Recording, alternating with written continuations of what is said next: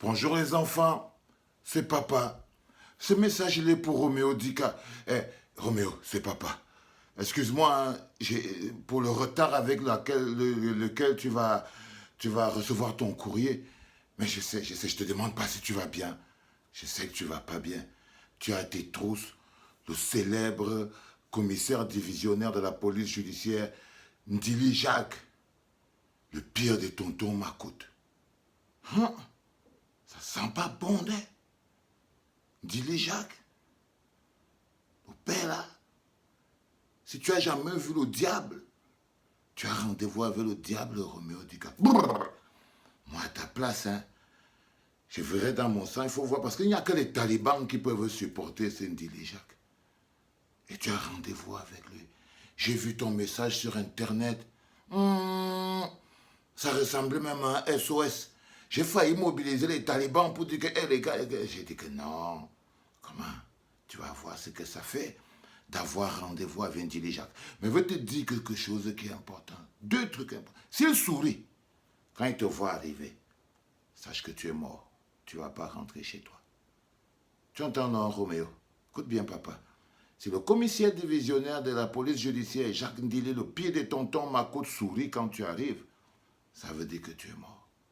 S'il est fâché, ça veut dire qu'il voulait tellement te briser, mais on a dû lui dire là-haut que bon, c'est juste pour l'effrayer. Tout d'un coup, il ne va pas t'amener par le pied jusqu'au bout. Ça, c'est la technique. Donc, quand tu vas arriver, il faut quand même le regarder. Bon, maintenant, pourquoi il te convoque? Non, on vous l'a dit chaque fois. La vipère, à la fin, bouffe ses enfants. Le système a décidé de tous vous sacrifier. Tout le monde qui va essayer de lever la tête sera sacrifié. Vous allez commencer à payer les factures de manière individuelle et d'une manière ou d'une autre. Donc moi, je veux croire, et je crois bien, que si c'est seulement pour ce que tu as dit sur Chantal ici, bon, n'aie pas peur, il y a les droits de l'homme, quand même. Hein? On est dans un pays de droit, non? On est dans un pays de droit qui respecte la loi. Force reviendra à la loi. Hein? Si c'est seulement pour les histoires de Chantal ici, là, tout ça, ou bien tu étais fâché contre le RDPC, ou bien tu as dit que tu vas démissionner et tout. J'espère au moins qu'ils ne vont pas transformer ça en atteinte à la sûreté de l'État. Oui, parce qu'ils peuvent transformer ta démission du RDPC en atteinte à la sûreté de l'État, mon petit. Papa connaît ça. Ils peuvent même transformer ta démission du RDPC en insurrection. Donc c'est clair que tu ne sais pas exactement de quoi ils t'accusent. C'est comme tous les gens qu'on arrête là. Ils ne savent pas pourquoi on les accuse. On part tous découvrir chez Ndili de quoi on est accusé. Et ne t'étonne même pas, Roméo. Nzui, est-ce que tu sais qu'on peut arrêter Roméo là pour les 14 urnes? Ils peuvent t'arrêter pour les 14 urnes là. Genre, ils ne t'avaient pas envoyé, ils ne peuvent pas supporter que tu as déclaré que tu avais volé 14 urnes. Donc ton dossier me semble un peu compliqué. Un peu compliqué.